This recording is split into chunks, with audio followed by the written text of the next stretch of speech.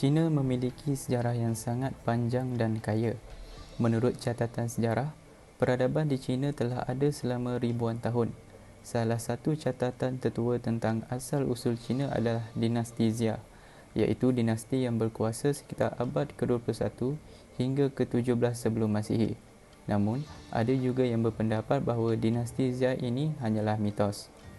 Asal-usul yang lebih konkret adalah dinasti Shang, iaitu dinasti yang berkuasa sekitar abad ke-16 hingga ke-11 sebelum Masihi.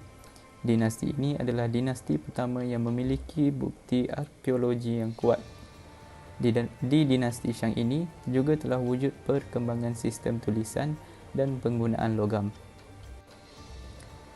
Dinasti Shang kemudian digantikan oleh dinasti Zhou pada abad ke-11 sebelum Masihi. Dinasti Zhou adalah dinasti yang penting dalam sejarah China kerana memperkenalkan konsep mandat syurga, iaitu keyakinan bahawa pemerintahan yang sah adalah mandat dari dewa.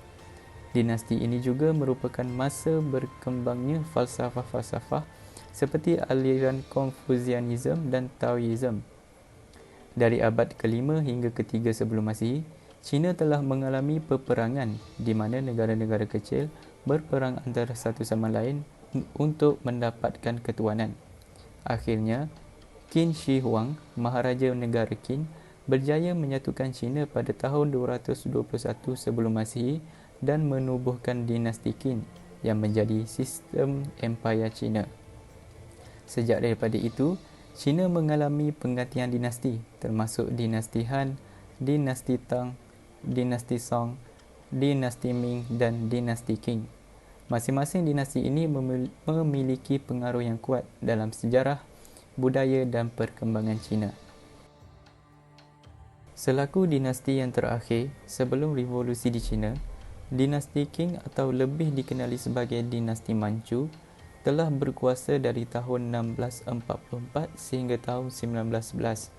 Selama pemerintahan dinasti Manchu ini, China mengalami beberapa perubahan, iaitu kekuasaannya diperluas ke seluruh wilayah China yang luas termasuk Tibet, Mongolia dan wilayah Xinjiang di barat laut China.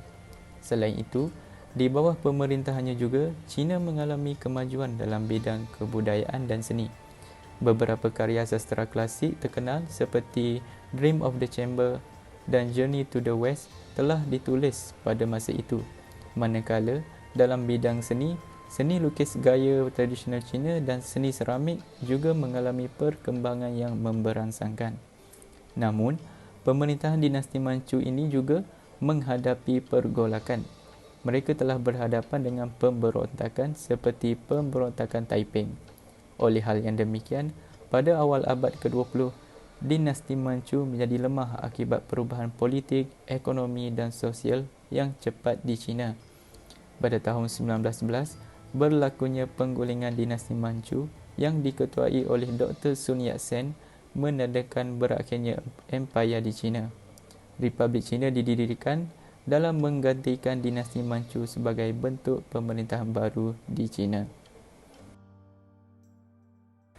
Dr. Sun Yat-sen merupakan tokoh yang memainkan peranan penting dalam gerakan menentang kerajaan Manchu. Beliau dilahirkan pada 12 November tahun 1866 di daerah Xiangshan, Guangdong di China Selatan. Dr. Sun Yat-sen menerima pendidikan barat di Sekolah Mubalik Anglican dan Kolej Oahu di Honolulu, Hawaii. Pada tahun 1887, beliau melanjutkan pelajaran dalam bidang perubatan di Queen's College di Hong Kong. Semasa melanjutkan pelajaran di Hong Kong, beliau mula mencubakan diri dalam bidang politik. Dr. Sun Yat-sen telah memainkan peranan yang penting dalam pencetusan revolusi China.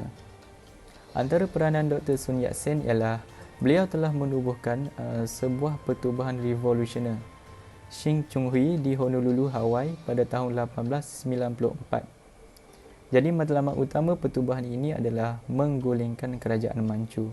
Beliau mendapatkan sokongan daripada orang Cina di seberang laut untuk melancarkan pemberontakan.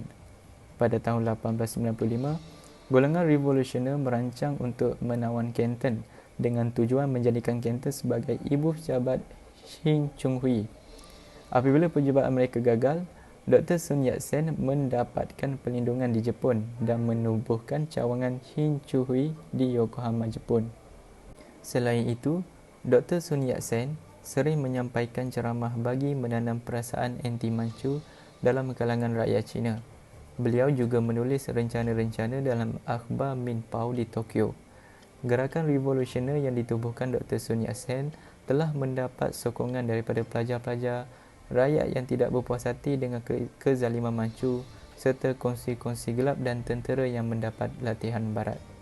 Di samping itu, dalam sekitar tahun 1895 hingga tahun 1911, Dr. Sun Yat-sen dan pengikut-pengikutnya berperanan dalam merancang dan melancarkan 10 kali pemberontakan di China bagi menggulingkan kerajaan Manchu. Ternyata, pemberontakan tersebut telah menjejaskan martabat dan maruah kerajaan Manchu.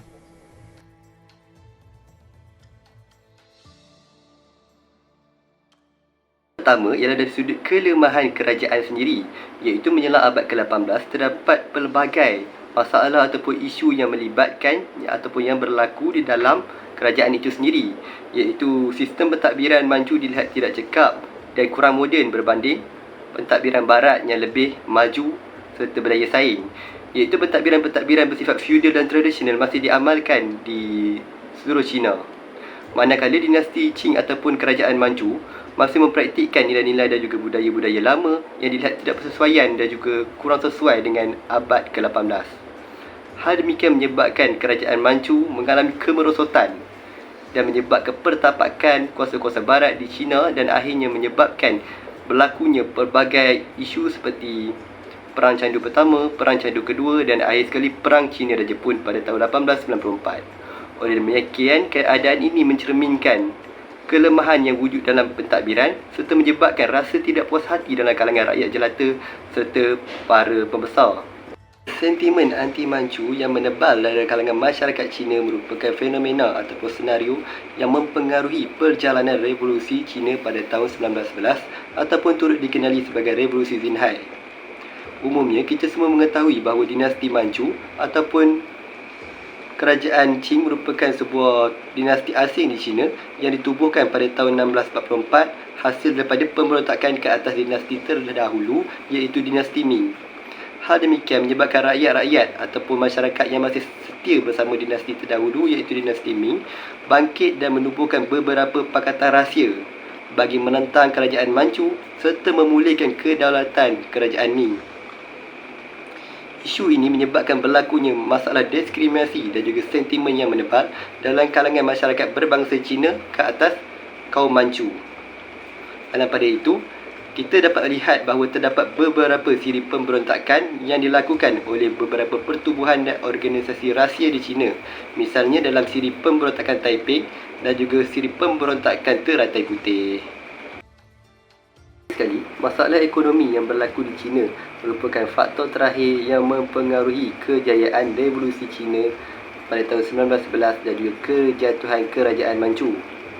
Masalah ekonomi yang berlaku di China adalah berpunca daripada isu bencana alam, iaitu kemarau dan juga banjir yang kerap melanda beberapa wilayah di China. Hal demikian menyebabkan kekurangan bekalan makanan serta menyebabkan rakyat menderita dari sudut kebuluran dan juga kematian. Oleh demikian, golongan petani ataupun golongan yang terkesan akibat masalah ini bangkit dan menyertai revolusi China pada tahun 1911 dan menyertai anggota revolusi bagi melancarkan pemberontakan di bandar-bandar besar sehingga menyumbang kepada kelemahan kerajaan Manchu.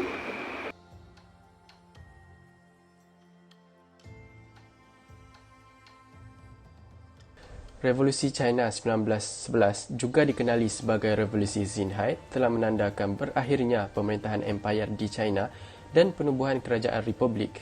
Berikut ialah kronologi peristiwa yang membawa kepada dan juga semasa revolusi. Pada akhir abad ke-19, China telah menghadapi pergolakan dalaman dan tekanan luar daripada kuasa barat yang ingin meluaskan pengaruh mereka di negara itu. Dinasti Qing yang memerintah telah menghadapi pelbagai cabaran termasuk rasuah, kemerosotan ekonomi dan juga pergolakan sosial.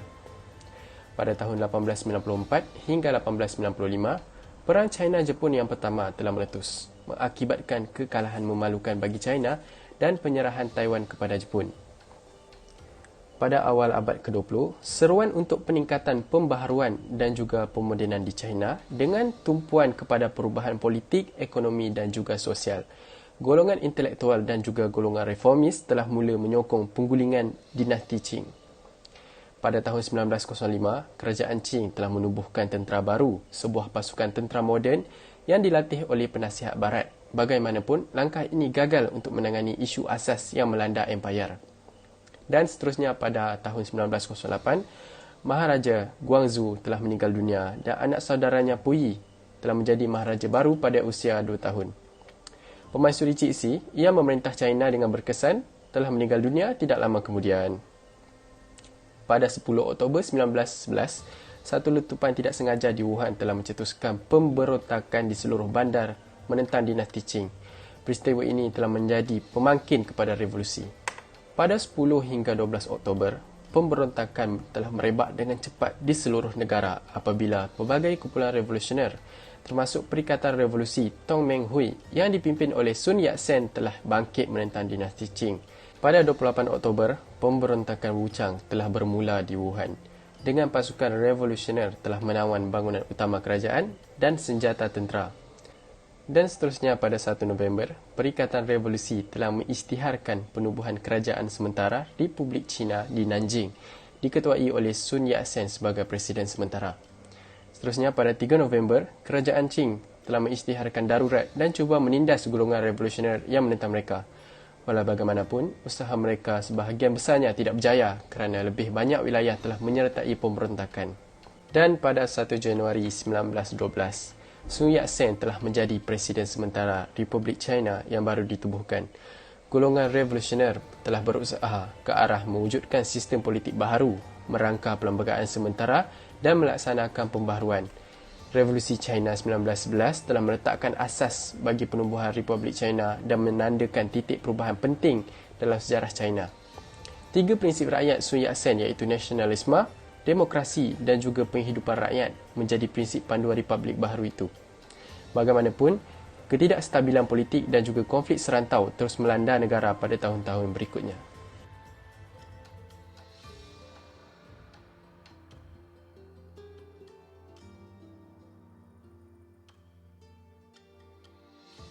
Di China yang dijalankan ataupun dimulakan oleh Dr. Sun Yat-sen pada tahun 1911 telah mengakibatkan perubahan yang sangat drastik, iaitu telah menjatuhkan ataupun berjaya menggulingkan struktur pentadbiran monarki mutlak ataupun lebih dikenali sebagai sistem feudal di China yang bermula sejak era dinasti kuno. Dinasti Qing merupakan dinasti terakhir di China serta tamat pada tahun 1912 apabila Maharaja Xuantuang yang berusia 4 tahun berjaya digulingkan daripada pucuk pentadbiran. Hal demikian membolehkan Dr. Sun Yat-sen, anggota revolusi dan Yuan Shikai mengetuai pentadbiran kerajaan serta menyebabkan berlakunya perubahan yang drastik dalam bidang politik, iaitu menyebabkan pembentukan sebuah negara republik pada tahun 1912.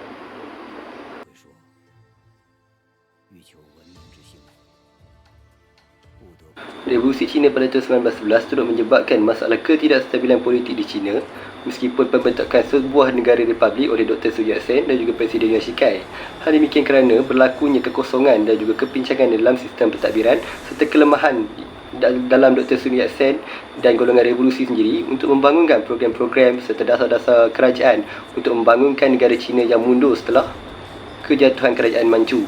Tambah memburukkan, isu dan juga konflik di antara Yuan Shikai dan juga Dr. Sun Yat-sen turut menyebabkan perbalahan dan juga perpecahan dalam kalangan masyarakat Cina. Hal demikian menyebabkan pelbagai isu dan juga huru-hara berlaku di beberapa wilayah di China serta menyebabkan keadaan huru-hara yang menjejaskan bidang politik, ekonomi dan juga sosial. Dalam pada itu, kematian Presiden Yuan Shikai telah memburukkan lagi keadaan politik di China. Hal ini demikian kerana peristiwa ini telah melahirkan ataupun menguatkan kedudukan golongan hulu balang ataupun dikenali sebagai walot di China sehingga menyebabkan berlakunya sistem feudal ataupun bersifat monarki di China. Keadaan ini menyebabkan ketidakstabilan kerajaan serta menyumbang ke arah berlakunya korupsi yang amat buruk serta dalam kalangan pegawai-pegawai kerajaan. Oleh demikian, rakyat-rakyat menderita serta mengalami pelbagai isu sosial dan berasa tidak puas hati dengan pentadbiran golongan hulu balang dan juga golongan revolusi. Kesimpulannya, Revolusi China 1911 telah menandakan berakhirnya pemerintahan beraja. Revolusi menandakan berakhirnya dinasti Qing yang telah memerintah China selama lebih 2000 tahun dan pengunduran diri Maharaja terakhir iaitu Puyi telah melambangkan keruntuhan sistem empayar dan juga permulaan era baru. Dan seterusnya, Revolusi China pada tahun 1911 juga menandakan penubuhan Republik China dengan Sun Yat-sen sebagai presiden sementaranya. Ia telah memperkenalkan bentuk kerajaan republik dan juga meletakkan asas bagi sistem politik moden di China. Dan kita dapat lihat juga kebangkitan nasionalisme yang didorong oleh semangat nasionalisme yang kuat dalam kalangan orang China. Ia menandakan titik perubahan dalam perjuangan China menentang penguasaan asing dan juga mencetuskan semangat kebanggaan dan identiti nasional yang telah diperbarui. Dan kita juga dapat lihat seruan untuk pemodenan dan juga pembaharuan yang didorong oleh keinginan untuk pembaharuan politik, ekonomi dan juga sosial. Ia menandakan dorongan untuk pemodenan dan penerimaan idea dari institusi barat untuk mengukuhkan China dan mengatasi kelemahan dalamannya.